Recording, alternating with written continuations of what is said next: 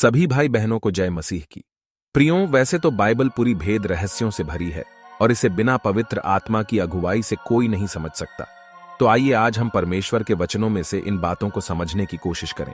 इससे पहले अगर आपने हमारे चैनल को सब्सक्राइब नहीं किया है तो चैनल को सब्सक्राइब कर दें और नीचे के बेल आइकॉन पर क्लिक कर दें। प्रकाशित वाक्य 13, 17 और 18वां वचन कहता है, तू जो कहता है कि मैं धनी हूं और धनवान हो गया हूं और मुझे किसी वस्तु की घटी नहीं, और यह नहीं जानता कि तू अभागा और तुच्छ और कंगाल और अंधा और नंगा है, इसलिए मैं तुझे सम्मति देता हूं कि आग में ताया हुआ सोना मुझसे मोल ले कि धनी हो जाए, और श्वेत वस्त्र ले ले कि पहनकर तुझे अपने नंगेपन की लज्जा ना हो, और अपनी आंखों में लगाने के लिए सुरमा ले कि तू देखने लगे। हम जानते हैं कि हम जिस समय में रह रहे हैं बाइबल उसे लौदीकिया कलीसिया का समय बताती है, और इस समय को बाइबल नूह और लूत के समय से तुलना करती है।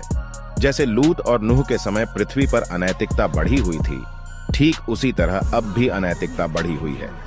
उन्हीं अनैतिकताओं में से एक विषय को हम आज देखने जा रहे हैं। प्रकाशित वाक्य 13 उसका 17 और 18वां वचन बताता है कि इस समय के पुरुष एवं स्त्रियां इतने अधिक अंधे हैं कि उन्हें यह पता ही नहीं है कि वे नंगे हैं। इसका कारण है आजकल के सेवक एवं प्रचारक जो इस बात को गलत नहीं ठहराते। मत्ती 15:14वां वचन में प्रभु ने कहा, वे अंधे मार्ग दिखाने वाले हैं, और अंधा यदि अंधे को मार्ग दिखाए तो दोनों गड्ढे में गिर पड़ेंगे। फिर लूका 6:39 में कहा, क्या अंधा अंधे को मार्ग बता सकता है? क्या दोनों गड्ढे में नहीं गिरेंगे?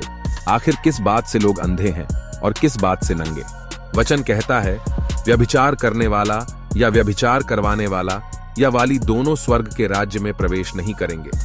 बहुत सारे लोग आज शारीरिक व्यभिचार को ही व्यभिचार समझते हैं, जबकि वचन और एक व्यभिचार के बारे में बात करता है जिसे आत्मिक व्यभिचार कहते हैं। पुराने नियम में जब परमेश्वर ने इस्राएली लोगों को व्यवस्था दिया तो वह शारीरिक था, परंतु जब नए नियम में प्रभु यीशु आया उसने इसे आत्मिक में बदल दिया। कोई स्त्री पुरुष का पहरावा न पहने और न कोई पुरुष स्त्री का पहरावा पहने, क्योंकि ऐसे कामों के सब करने वाले तेरे परमेश्वर यहोवा की दृष्टि में घृणित है। दोस्तों, वचन दोधारी है। अब वचन तो ऐसा कह रहा है, लेकिन फिर भी मसीही लड़कियां खूब पहनती है, क्योंकि पास्टर ने बताया कि पहला शमूएल 16:7 में लिखा है, क्योंकि यहोवा का देखना मनुष्य का सा नहीं है। मनुष्य तो बाहर का रूप देखता है, परंतु यहोवा की दृष्टि मन पर रहती है। व्यवस्था विवरण में पहले देखता था, पर शामुएल की किताब में तो मन देखता है। बहनों, शैतान के धोखे में न आना, हव्वा को भी उसने ऐसे ही बहकाया था। बात अब अपडेट हो चुकी है। परमेश्वर हमारा पहरावा भी देखता है। सपन्याह 1:2, मैं धरती के ऊपर से सबका अंत कर दूंगा, यहोवा की यही वाणी है।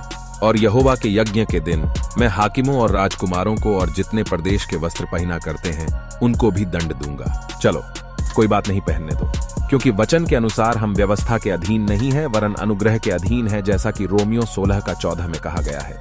लेकिन आज शैतान ने मसीह बहनों पर न जाने क्या जादू किया है कि वो चर्च तो शालीन वस्त्र पहनकर जाएंगे, पर चर्च के बाहर वस्त्र पहनना ही भूल जाती है। अपने बदन पर छोटे छोटे वस्त्र पहनकर दुनिया भर में घूमती है, और कुछ तो चर्च भी जाती है अपने शरीर को ढांपने के बजाय। शरीर को कंफर्टेबल फील कराने के चक्कर में पाप में फंसती और दूसरों को भी पाप में फंसाती हैं। क्या हो, अगर कहीं रास्ते में कोई जानवर सड़ रहा हो, आप वहां से गुजर रहे हो, आपको उसी समय उल्टी लगने लगेगा। ठीक वैसा ही महसूस परमेश्वर को होता है जब कोई स्त्री पुरुष का और पुरुष स्त्री का वस्त्र पहनती है। मेरी मसीह बहनों, मैं आप लोगों को बताता हूं, जब कोई बहन किसी पुरुष का वस्त्र पहनती है या अपने शरीर पर छोटे वस्त्र पहनती, तब उस बहन के लिए नर्क के द्वार खुल जाते हैं। आप सोच रहे होंगे कैसे? आइए मैं आपको समझाता हूं। आप जो छोटे कपड़े पहनते हैं, जिसे शॉर्ट्स कहा जाता है, वास्तव में वेश्याएं उसे कपड़े के अंदर पहनती हैं। वो उनका अंडरगारमेंट्स है, जिसे बहनें आज बड़े शौक से बाहर पहनती हैं। न सिर्फ बहनें, पर भाई भी उसी अंडरगारमेंट्स को बाहर पहनकर घूमते हैं। आप कहते होंगे, मैं शॉर्ट्स नहीं पहनती, मैं तो केवल जीन्स शर्ट या स्लैक्स पहनती हूं। याद रखें, जीन्स शर्ट या टी शर्ट पुरुषों का पहरावा है जिसे परमेश्वर ने मना किया। परमेश्वर ने इसे इसलिए मना किया क्योंकि जब आप जीन्स शर्ट, टी शर्ट या स्लैक्स पहनती हैं तो ये आपके शरीर के गुप्त अंगों को बाहर से प्रदर्शित करती है, जिससे सामने वाले के द्वारा आंखों से व्यभिचार होता है और वो व्यभिचार में फंसता है, और फंसाने वाला आपका वस्त्र है। न्याय के दिन जब परमेश्वर उस पुरुष से व्यभिचार करने का लेखा लेगा तो वह आपसे भी व्यभिचार करवाने का लेखा लेगा। तब न तो वो बहन नर्क के दंड से बच सकती है और न वो व्यभिचार करने वाला नर्क के दंड से बच सकता है। इसलिए मेरी मसीही बहनें धोखा ना खाएं, वरन अपने आप को और दूसरों को नर्क की आग से बचाएं। क्योंकि लिखा है, यह परमेश्वर की दृष्टि में घृणित है। हो सकता है आपकी इसमें मर्जी है, पर क्या आपने कभी ये सोचा कि इसमें परमेश्वर की मर्जी है या नहीं? क्योंकि वचन कहता है, पहला तीमुथियुस 2:9, कि वैसे ही स्त्रियां भी संकोच और संयम के साथ सुहावने वस्त्रों से अपने आप को संवारे, न कि बाल गूंथने, सोने, मोतियों और बहुमूल्य कपड़ों से, वरन अंदरूनी सुंदरता को वचन से बढ़ाएं।